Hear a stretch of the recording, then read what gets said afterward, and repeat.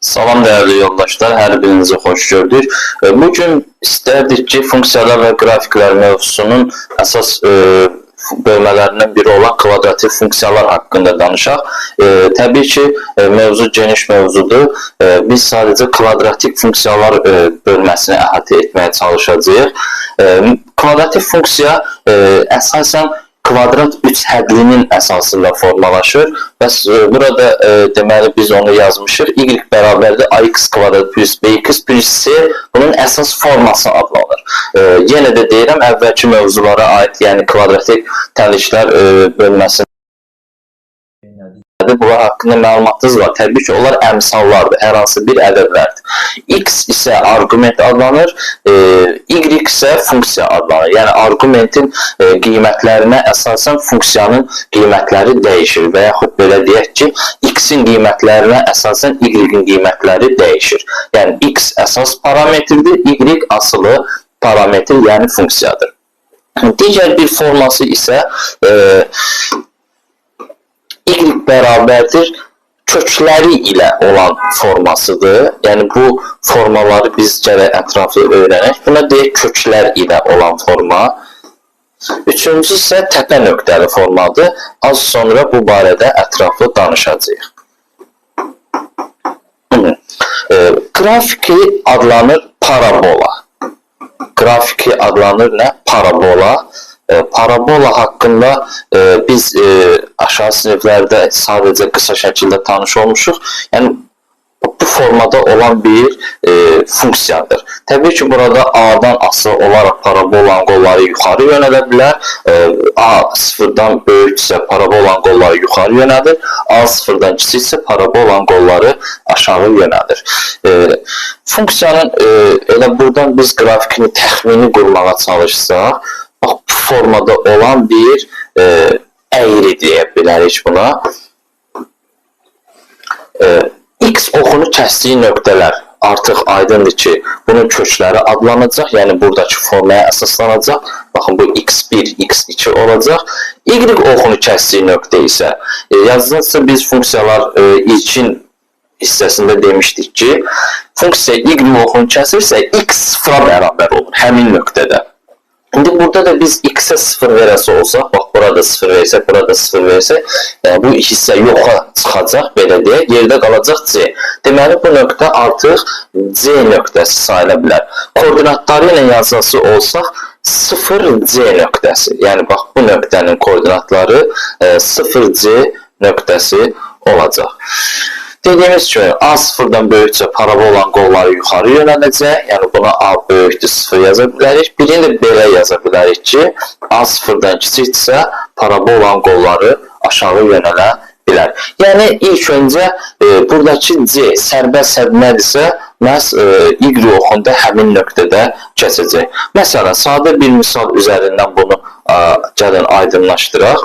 Məsəl üçün, misal, Y bərabərdir x kvadratı minus 7x üstəgəl 10.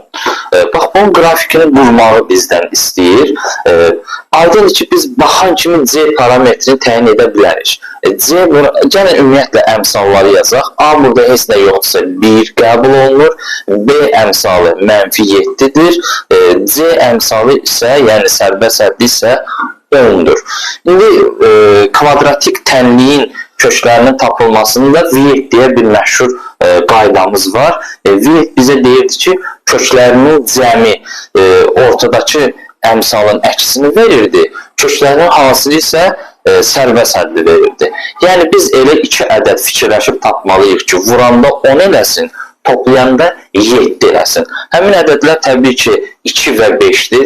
Yəni, birinci kökü 2, ikinci kökü 5 olacaq. Bir daha vurğulayaq. Niyə? 2-nin 5-ə vuranda 10 edəcək. 2 ilə 5-i toplayanda deyə bilərsin, müəllim, 7-dir axı, burada -7-dir. Bəli, bizə əksi lazımdır. Belə yadda saxlayaq. Ortadakının əksi, sonuncunun isə öz işarəsi lazımdır. Deməli, biz C-nin isə 10 olduğunu bir daha vurğulayası olsaq, 2 və 5 nöqtələrini biz x oxu üzərində qeyd edəsi olsaq, 2 və 5, C-ni isə təxmini olaraq burada 10 olduğunu qeyd edəsi olsaq və A-mız da 1, 0-dan böyük olduğuna görə parabolanın qolları yuxarı yönələcək. Ona görə də bax, təxmini bu formada olan bir parabola olacaq. 2 və 5, x-in 2 və 5 nöqtələrindən keçsin, y-in isə 10 nöqtəsindən keçsin. Bax, bu bizim sxematik. Sxematik nədir? Yəni, tam dəqiqliyə əməl etməsək də sxematik olaraq bu cür təyin olunur. Qeyd edək ki, dində buna aid yetərincə misallar var. Bəzən funksiyanı verir, grafiki soruşur. Yəni, necə ki, bizə funksiyanı verdi, grafiki biz tərtib elədik, təxmini. Bəzən də grafiki verir, funksiyanı soruşur ki, aşağıdakılardan hansının grafikidir. Deyə bilərsiniz ki, müəllim, burada bu A parametri var. A burada hər hansı bir ədəddir. Biz A, məsələn, bizim misalda A yoxdur. A parametrini təyin etmək üçün biz C nöqtəsinin parametrlərini, koordinatlarını yerinə qoyub yaza bilərik. Məsələn, bu nöqtənin koordinatları nədir? 0, 10-dur. 0, 10'dur. Yəni x-in yerinə 0 yazıb, y-in yerinə 10 yazıb bu A parametrini təyin edə bilərik. İndi burada bizim misalımız olmalıdır. Gəlin baxaq. Məsələn, baxaq bu misala. X kvadratı plus x minus 2. Bunun grafikini qurmağı bizdən istəyir. Artıq biz bayaq qurduq. Sadəcə yenidən təkrar məqsədi ilə qurmağa çalışaq. Yenə də vekt düsturuna əsaslanası olsaq, vuranda -2, toplayanda -1 etməsi lazımdır. Yəni, istəsəz bunu yazı şəkildə yazaq. x1 üstəgəl x2 -1 etməsi lazımdır. x1 vur x2 isə mənfi eləməsi lazımdır. Aydındır ki, bunu sadə şəkildə -2 ilə 1 olduğunu bilirik. Çünki -2-ni 1-ə vuranda -2 edəcək, -2 ilə 1-i toplayan zaman isə -1 edəcək. Deməli, bu da x oxu üzərində -2 və 1 nöqtələrini qeyd edəcəyik.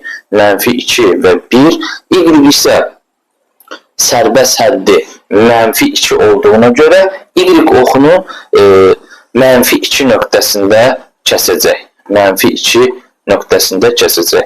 Və buradan keçən bir parabola qurmağa çalışsaq, sxematik olaraq bax, belə bir parabola almış olur. Qeyd edək ki, bu topludakı suallardan biridir.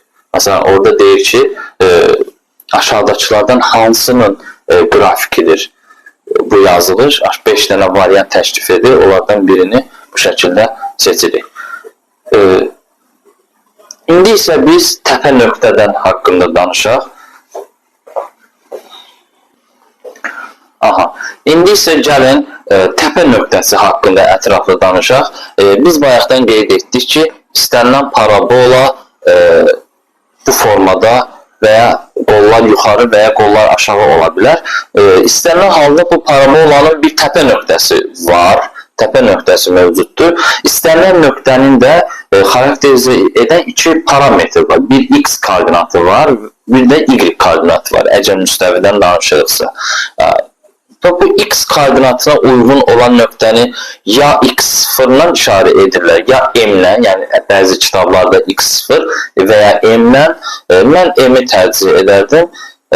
Ona uyğun y koordinatını isə m-lə işarə edirlər.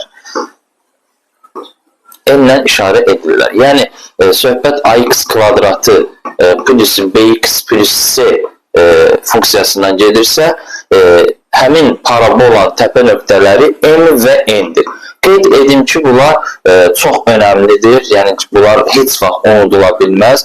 x0-ı, yəni x-inə uyğun olan, x oxuna uyğun olan koordinatı, həmin nöqtənin x-ə uyğun olan koordinatı m-dir. Y-ə uyğun olan koordinatı isə n-dir. Və hər ikisinin də düsturlarını bu şəkildə yazacağım. Növbəti dəfələrdə mən m və n-ə üstünlük verəcəm. Düsturu budur, mənfi b böl 2a və 4ac çıxılsın b kvadratı böl 4a isə n'in düsturu olacaq. Yadınıza gəlirsə, biz bundan əvvəl diskriminant haqqında danışdıq. Diskriminant b kvadratı çıx 4ac-dir. Bu ifadə ilə bu ifadənin nə fərqi var? Bunlar bir-birinin əksidir. Yəni, bir var 5 çıx 3, bir var 3 çıx 5. Məsələn, burada 4ac-dən b kvadrat çıxır, burada b kvadratdan 4ac çıxılır. Deməli, bu ifadə diskriminantın əksidir. Ona görə bəzi ədəbiyyatlarda mənfi d bölünsün 4a kimi də yazılır. Yəni, bunu görəndə narahatçılıq keçirməyək ki, bu d nədir? Yəni, diskriminantın əksi olan ifadədir. İndi isə gəlin belə bir misala baxaq. Məsələn, burada təpə nöqtəsini artıq bizə veribdir. Təpə nöqtəsini bizə veribdir. Biz mövzunun başlanğıcında qeyd elədik ki, təpə nöqtəli forma x minus m'in kvadratı plus n şəklində olur, təpə nöqtəli. Yəni, burada baxan kimi, biz baxan kimi qeyd edirik ki, burada m təpə nöqtəsinin x-ə uyğun koordinatıdır, n isə təpə nöqtəsinin y-ə uyğun olan koordinatıdır. Yəni, hər dəfə bunu diqqətdə saxlayaq ki, üfüqi ox x oxudur, şaqili ox y oxudur. İndi biz baxan kimi görürük ki, x-ə uyğun koordinatı 2-dir, yəni m-i 2-dir, buradan baxıb görürük, n-i isə 1-dir. Deməli, biz bu iki ifadəni gətirib burada yerinə qoyub yaza bilərik. Onda y bərabərdir a, x minus m-in yerinə 2 kvadrat üstəcə n-in yerinə də 1 yaza bilərik. Artıq biz a parametrini tapsaq, verilmiş grafikin hansı funksiyaya aid olduğunu təyin edə bilərik. Bunun üçün də az öncə dedim, biz bu nöqtənin, yəni c parametrinin koordinatlarından istifadə edirik. Məlumdur ki, y üzərində və istənilən nöqtənin x-i 0-dır. Yəni bu nöqtəyə 0,9 nöqtəsi kimi baxası olsaq, y-in yerinə 9, x-in yerinə 0 yaza bilərik. A vurulsun 0 çıx 2-nin kvadratı üstəcəl 1. Artıq bunu da uzatmayaq. 9 bərabərdir 2-nin kvadratı 4a üstəcəl 1. 1-i o tərəfə keçirsək 9-dan 1 çıxan 8 bərabərdir 4a. A bərabərdir 2. Nəhayət A parametrini də təyin etmiş olduq. Beləliklə son olaraq cavab, yəni qeyd edim ki, bu topluda həmin bölmənin 27 sayılı sualıdır. Deyir ki, verilmiş qrafik aşağıdakılardan hansının grafikidir? Deməli, A-nın yerinə 2 yazırıq. X minus m bir daha deyirəm 2-dir. Üstəcəl 1. Bax, bununla da biz verilmiş grafikə görə hansı funksiyanın grafiki olduğunu təyin etdik. Qeyd edim ki, bu çox məşhur suallardandır və testlərə düşə bilir.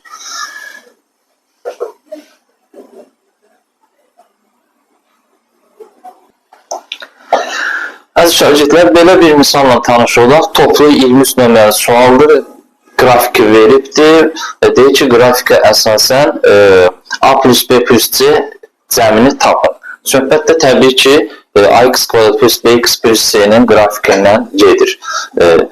Görsəndiyi üçün burada bizə köklər var. X oxun kəsdiyi nöqtələr verilib. Aydındır ki, X oxun kəsdiyi nöqtələr varsa, xatırlayırsa biz dedik, köklərlə olan versiyası da var bunun. Köklərlə olan versiyasını gəlin xatırlayaq. A vurulsun x minus x1, x minus x2 formasındaydı. Artıq buradan biz kökləri görürük, mənfi 1 və 3'dür. A parametrini də tapa bilərik. A vurulsun, yerinə gəlin yazaq. X minus x1'imiz mənfi 1'dirsə, bu çıxması olanda təbii ki, üstəcəl 1 olacaq. Bir də x minus x2, ikinci kökümüz isə 3'dür. A parametrini tapmaq üçün biz dedik ki, bu nöqtənin koordinatlarından istifadə edirik. Əslində burada ona ehtiyac yoxdur. Çünki artıq biri mənfi 3'ə vuranda artıq biraz diqqətli olur ki, onsuz da bu ifadəni vurub açanda biri mənfi 3'ə vuranda mənfi 3 edəcək. Yəni mənfi 3 edəcəksə deməli elə burada A parametri 1 imiş. artıq onu yoxlamağa ehtiyac yoxdur. Bir olanda da artıq yazılmayacaq. Beləliklə biz artıq təyin elədik ki, köklər ilə bu şəkildə yazılır və təbii ki, bu hasildir. Gəlin bunu hesablayaq. X-i x-ə vururuq, x kvadrat, x-i mənfi 3-ə vururuq, mənfi 3x, 1-i x-ə vururuq, x, 1-i mənfi 3-ə vuranda mənfi 3. Bir daha sadələşdirsək, x kvadratı çıx 2x çıx 3. Beləliklə biz buradan görürük ki, A parametri 1-dir, B parametri mənfi 2-dir, C parametri mənfi 3-dür. Bunların da cəmini istədiyinə görə 1 üstəgəl mənfi 2 üstəgəl mənfi 3 cavab mənfi 4 B variantı eləmiş olacaq. Dostlar, növbəti bir sualla tanış olan topluda 38 nömrəli sualdır. Deyir, A parametrinin hansı qiymətində bu funksiya parabolası düz absis oxunu iki müxtəlif nöqtədə kəsir. Ümumiyyətlə, yenə də parabolanı biz təsəvvür edəsi olsaq, yəni parabola müxtəlif vəziyyətlərdə ola bilər. Biz adətən bu formasının üzərindən geniş danışırıq. Burada nə görsənir? Yəni, burada x oxunu iki nöqtədə kəsir. Bu demək ki, iki kökü var. İki kökü var. Əvvəlki dəstələrdən də biz nəyi bilirik? Parabolanın iki kökü nə zaman olur? Diskriminantı hesablayanda gərək müsbət çıxsın. Diskriminant sıfırdan böyük olarsa iki kökü var. Bu olsun birinci hal. İkinci hala baxası olsa, diskriminantın sıfırdan kiçik olması halını araşdırsaq, diskriminant sıfırdan kiçiksə, biz demişdik bunun kökü yoxdur. Kökü yoxdursa, A-dan asılı olaraq bu vəziyyətdə də ola bilər. Yəni, A sıfırdan böyük, deyək ki, bu vəziyyətdə də ola bilər. A sıfırdan kiçik. Yəni, görsəndiyi kimi x oxu ilə kəsişmə nöqtəsi yoxdur. Və üçüncü hal, diskriminantın sıfır olan halı. Diskriminant sıfıra bərabər olursa, biz deyirik ki, toxunur. Yəni, bir kökü var. Bir kökü, məsələn, olsun bu kök, mənfi kök olarsa, bu formada buna toxuna bilər. İndi biz misalın şərtinə baxanda, deyir, absis oxunu iki müxtəlif nöqtədə kəssin. Absis oxunu iki müxtəlif nöqtədə. Təbii ki, bu hal olası deyil. Çünki burada bir nöqtə desəydi, biz bu halı araşdırıb diskriminantı sıfıra bərabər edərdik. Bu halı ümumiyyətlə kəsmir desəydi, x oxunu kəsmir desəydi, biz bu halı araşdırıb diskriminantı sıfırdan kiçik edəsəydik. Amma bu hal bizim misal şərti ilə üst-üstə düşür. İki müxtəlif kökü dediyinə görə biz diskriminantı sıfırdan böyük edəcəyik. Ən çox da elə bu hal düşür. Gəlin hesablayaq. Diskriminantın üstünü xatırlayırıq. B kvadratı çıx 4AC. B-imizin yerinə A-dır. Bizim misal, yəni biz əsas formaya görə belə yazırlar. İndi burada müxtəlif hərflər ola bilər. Məsələn, A-nın yerinə W hərfi də olsa, biz bura W yazasıyıq. A-dır deyə A yazırıq, A-nın kvadratı çıxılsın, 4 vurulsun. Buradakı A parametri, məsələn, əsas formasındakı A-nın qiyməti yoxdur deyə 1 yazıb yazmaya da bilərsiniz. Çünki 1-ə vuranda hansı dəyişmir. 4AC, C-miz isə 36-dır. Və biz nə edirik? Böyükdür 0. Böyükdür 0. Hesablayaq. A kvadratı çıxılsın 144. Böyükdür 0. Müxtəsər vurma düsturu keçmişik bu dəstdən əlavə və əvvəlki dəstlərdə bunu aydın 244 12-nin kvadratda. Ona görsən bunu A çıx 12, A üstə gəl 12 formatında yaza bilərsən. A çıx 12, A üstə gəl 12 və aydın ki, bunun kökləri mənfi 12 ilə müsbət 12-dir. Rəngi dəyişməyə çalışaq. Hələ ki, alınmır. Yox, mənfi 12, müsbət 12. İntervallar üsulunda bundan əvvəl keçmişik. Müsbət, mənfi, müsbət olaraq qeyd edəndən sonra böyükdür 0 deyilsə, biz müsbət olan aralıqları cavab olaraq ştrixləyirik. Yəni, bizim cavabımızda olacaq cavab mənfi sonsuzluqdan mənfi 12-yə, mənfi sonsuzluqdan mənfi 12-yə birləşir 12-dən müsbət sonsuzluğa. Bu aralıqda diskriminantın işarəsi sıfırdan böyük olduğuna görə parabola absis oxunu iki müxtəlif nöqtədə kəsmiş olacaq. Təşəkkürlər. Dostlar, belə bir möhtəşəm sonla qarşınızdayıq. Qəbul 2025, yəni bu il birinci qruplara düşən sual bizim mövzumuzla üstünlük təşkil edir. Ümumiyyətlə bir şey qeyd edək ki, riyaziyyatda mövzular bir-biri ilə əlaqəli formada düşür. Aid bir misalda, amma təmlik sözü keçir. Diqqət eləsə, ona görə biz bunlara əvvəlki dərslərlə bir yerdə baxacağıq. Nə deyir burada? Köklərinin kvadratlarının cəmi. Yəni biz bilirik ki, kvadrat tənliyin ən azı 2 kökü var və onun x1 və x2 ilə işarə edirlər. Kvadratlarının cəmi. Tənliyin köklərin kvadratlarının cəminin ən kiçik olmasını istəyir.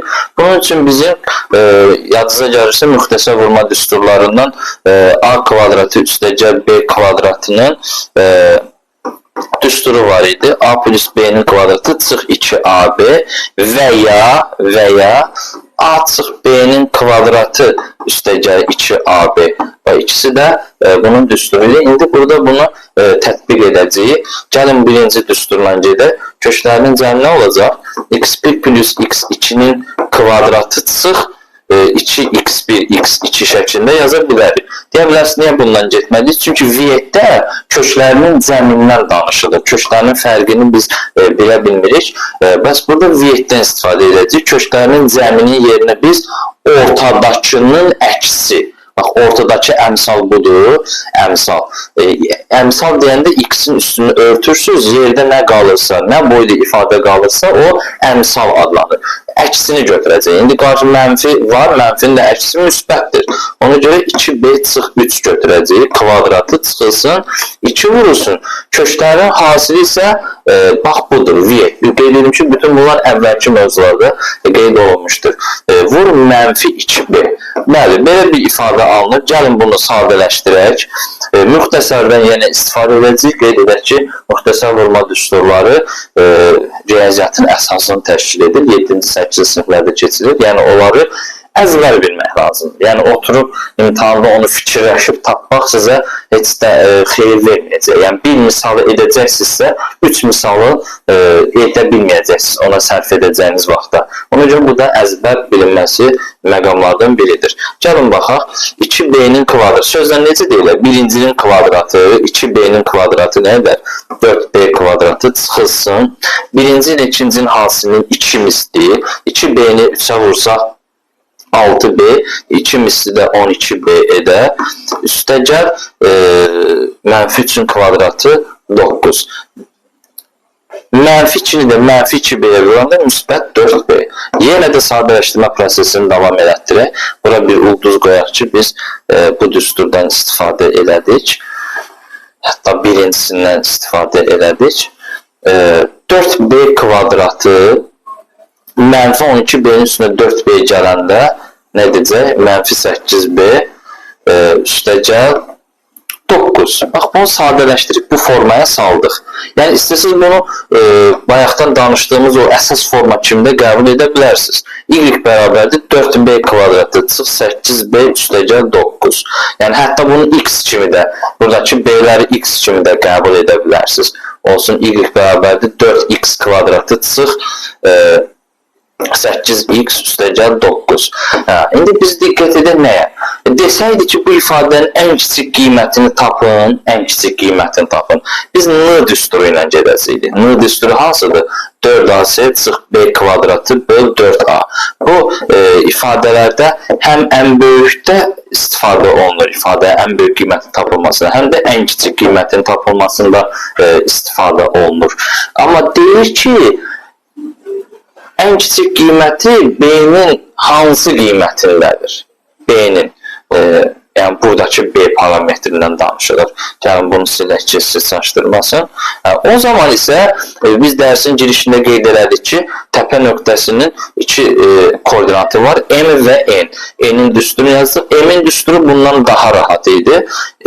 Mənfi B bölü 2A düsturu ilə gedəcək.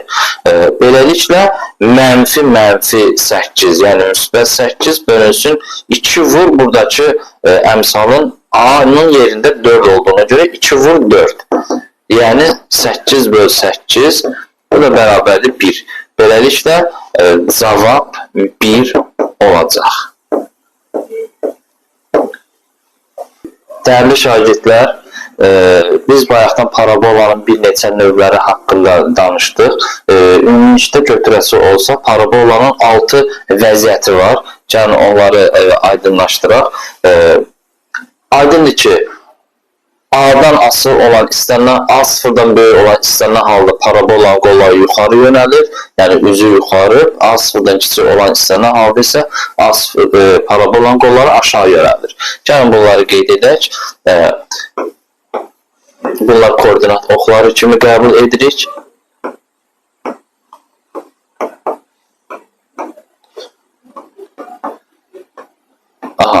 Diskriminant sıfırdan böyük olduğuna görə 2 nöqtədə kəsir. 2 nöqtədə kəsir və yuxarı yönəlir.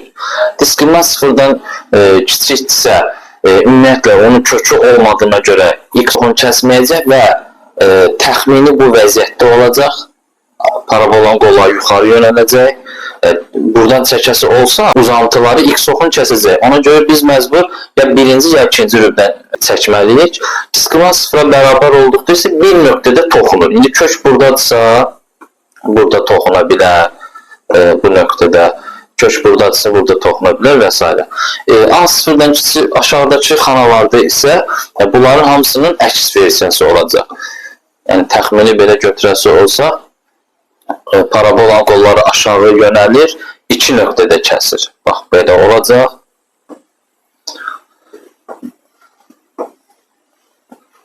Diskriminant sıfırdan kiçikdirsə, yenə də parabolanın qolları aşağı yönəlir, amma y oxuna toxunmur. Diskriminant sıfıra bərabər olduğu halda isə bir nöqtədə, deyək ki, kök buradadır. Ona görə bu hallardan biri olacaq. Təşəkkür edirik. Diqqətinizə görə çox sağ olun.